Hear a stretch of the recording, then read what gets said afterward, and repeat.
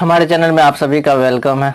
ठीक है, ज़्यादा समय न लेते हुए हम लोग अभी टॉपिक शुरू करने वाले हैं। इससे पहले एक बात कहना चाहते हैं कि मेरा मुख्य पर्पस यही है कि हम अधिक से अधिक जानकारी आप लोगों को दे सकें, ताकि आप यदि स्टूडेंट हैं तो आप खुद पढ़ सकते हैं, जान सकते हैं इसके बारे में। यदि आप बड़े बच्चे हैं तो अपने जूनियर, अपने घर के बच्चों को भी बता सकते हैं इन चीज़ों के बारे में।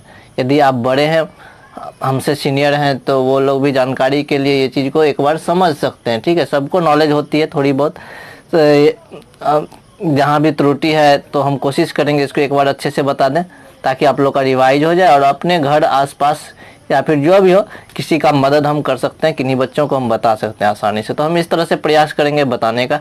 तो हमारा ये चैनल ER साकेत कुमार के नाम से है। ठीक है, ER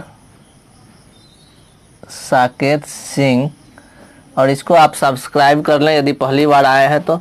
ठीक है, तो ये तो बाद की बात है, ये ज़रूरी नहीं है सब्सक्राइब करना। यदि कर लेते हैं तो आपके पास मैसेज जाएगा नोटिफिकेशन का, कोई भी वीडियो डालूंगा तो हम लोग चलिए जानकारी के लिए हम लोग आज पढ़ने वाले हैं इंट्रोडक्शन टू ग्राफ। तो ग्राफ आलेख या ग्राफ का परिचय, जिसमें कि हम लोग पहला पढ़ेंगे हम लोग एक बार ग्राफ, जिसको कि हिंदी में दंड आलेख बोलते हैं। तो बहुत ही आसान है, इसके बारे में हम अच्छे से चर्चा करने वाले हैं।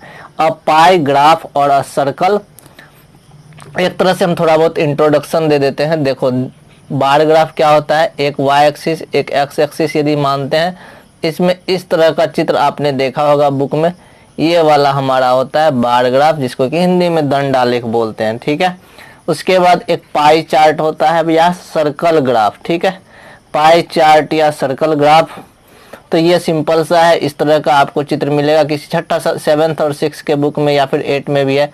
तो इस तरह से इसमें किस तरह से हम लोग वैल्यू को पुट करते हैं या वैल्यू कैसे निकालते हैं, वो वाला चीज़ देखेंगे। किस तरह से किसी भी डाटा को हम लोग कैसे सर्कल में, वृत्त में दिखाएंगे। ठीक है, इसके बारे में थोड़ा अपने समझ को बढ़ाएंगे। उसके बाद एक लाइन ग्राफ आएगा, रेखा चित्र जिसको बोलते हैं। किस तरह का चित्र होगा, तो ये इस तरह का होगा, देख लो थोड़ा सा, उसके बाद बताएंगे हम लोग। जैसे कि मान लो एक पॉइंट यहाँ है और एक यहाँ है, एक यहाँ है, एक यहाँ है, एक यहाँ है। कहने का मतलब क्या है, इधर कुछ इसका डाटा होगा, इधर भी कुछ होगा, पहला का यहाँ तक गया, यहाँ तक गया, इसको मिलाएंगे ऐसे करके, तो ये मेरा बन जाएगा लाइन ग्राफ। अब आते हैं हिस्टोग्राम। आयत चित्र किस प्रकार का होता है, यह एक तरह का दंड आलेख होता है। ठीक है, और इसमें जो हम लोग दिखाते हैं तो ये दंड आलेख तो होता है, लेकिन ये साथ में ही रहता है, यानी संलग्न रहता है, दूर दूर नहीं होता, इसमें गैप है ना दंड आलेख में। लेकिन आयत चित्र में क्या होता है, कोई गैप नहीं होता, ये साथ ही होता है, जिसको कि हम लोग बोलते हैं संलग्न। तो ये सारे चित्र क्या होते हैं, संलग्न होते हैं। दिस इज कॉल्ड आयत ग्राफ, आयत चित्र या हिस्टोग्राम बोल सकते हैं।